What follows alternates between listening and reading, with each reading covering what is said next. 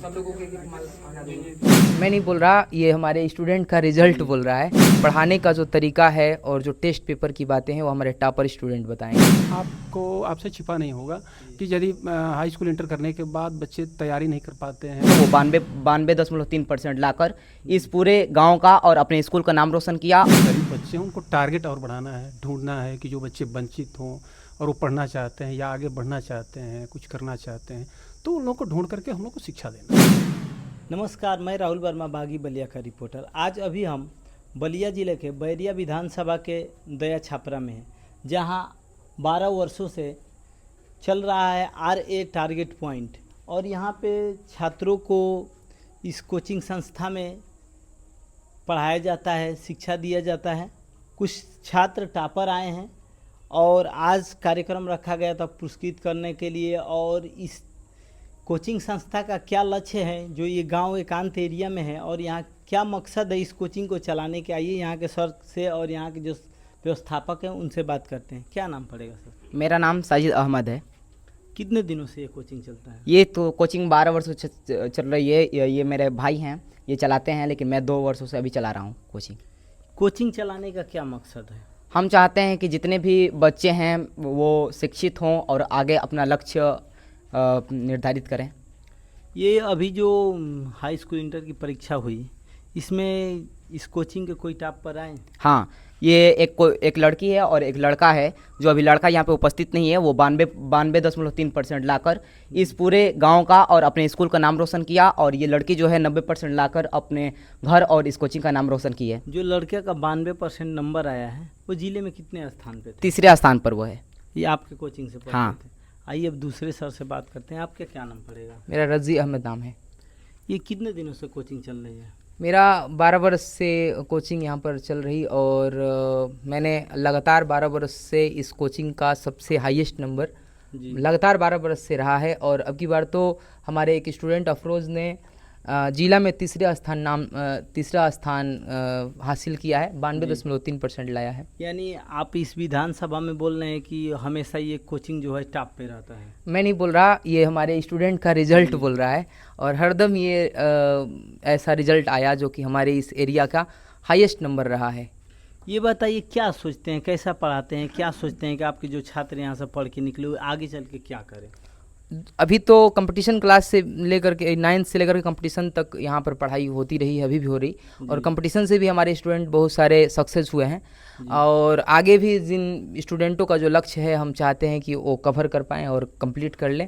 और जो हमारा पढ़ाने का जो तरीका है और जो टेस्ट पेपर की बातें हैं वो हमारे टॉपर स्टूडेंट बताएंगे। ये बताइए, कितना फीस है इस कोचिंग का?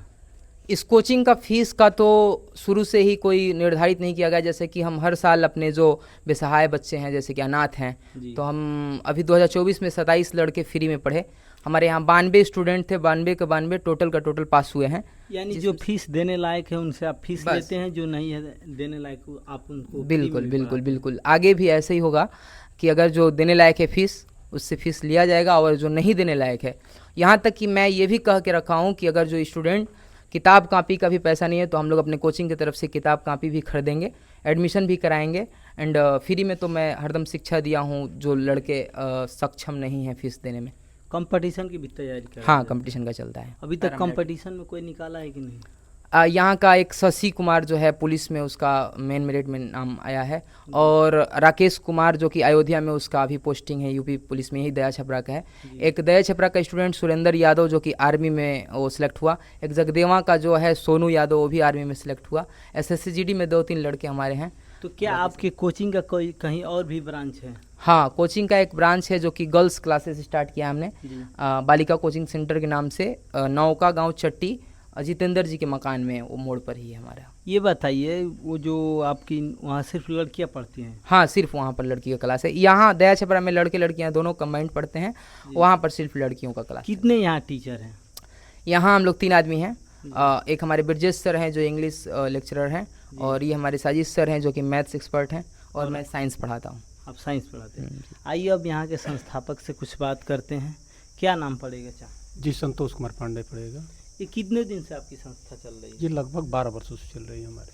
क्या आप इस कोचिंग संस्था के लिए ये जो रूम की व्यवस्था करें, आप इसके लिए भाड़ा भी लेते हैं? बिल्कुल नहीं, निःशुल्क? बिल्कुल मान साहब से ये बातें मैं पहले भी कहा जी कि हमारे तरफ से बिल्कुल निःशुल्क रहेगा और शिक्षा के लिए जहाँ तक सहयोग होगा जी हमारे तरफ से आपका रहेगा।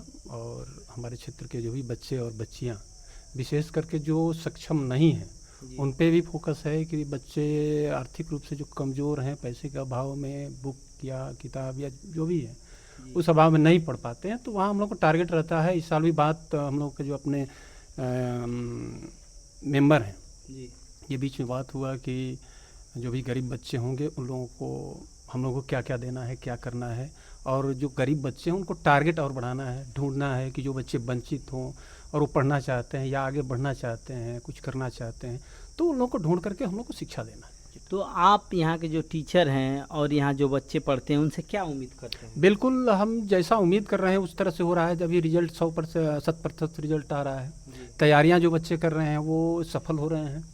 ये बताइए, जो बच्चे यहाँ से सफल होकर किसी नौकरी में जा रहे हैं उनसे आप क्या उम्मीद करते हैं कि आगे चल के वो भी ऐसा कार्य करें या कुछ मदद बिल्कुल अपने परिवार के लिए भी वो प्रेरणा के एक स्रोत होंगे कि हमें ये सफलता का रास्ता मिला कहाँ से, हम यहाँ कैसे पहुँचे।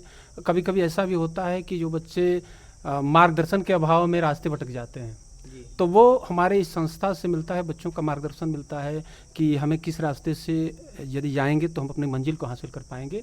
तो शिक्षा के साथ साथ मार्गदर्शन का भी काम यहाँ पे। लेकिन आप देख रहे हैं शिक्षा दिन प्रतिदिन महंगी होती जा रही है, आप उस पर अपना क्या राय दें? इसी के लिए तो हम लोगों को यही तो टारगेट है कि दिन प्रति जो शिक्षा महंगी हो रही है उससे बच्चे या बच्चियां जो भी वंचित हो रही हैं, विशेष करके आपको हमने बताया कि ये ग्रामीण क्षेत्र पड़ता है जी और ग्रामीण क्षेत्रों में शिक्षा का स्तर आपसे छिपा नहीं होगा कि यदि हाई स्कूल इंटर करने के बाद बच्चे तैयारी नहीं कर पाते हैं, उस तरह का नहीं होता है। तो मेरा टारगेट है कि इसको और हम लोग ग्रोथ करें, किस तरह से ग्रोथ करना है, और हमारे क्षेत्र के या ग्रामीण क्षेत्र के जो भी बच्चे हों अधिक से अधिक नौकरियों में जाएं, अपना भविष्य को उज्जवल बनाएं, ये टारगेट।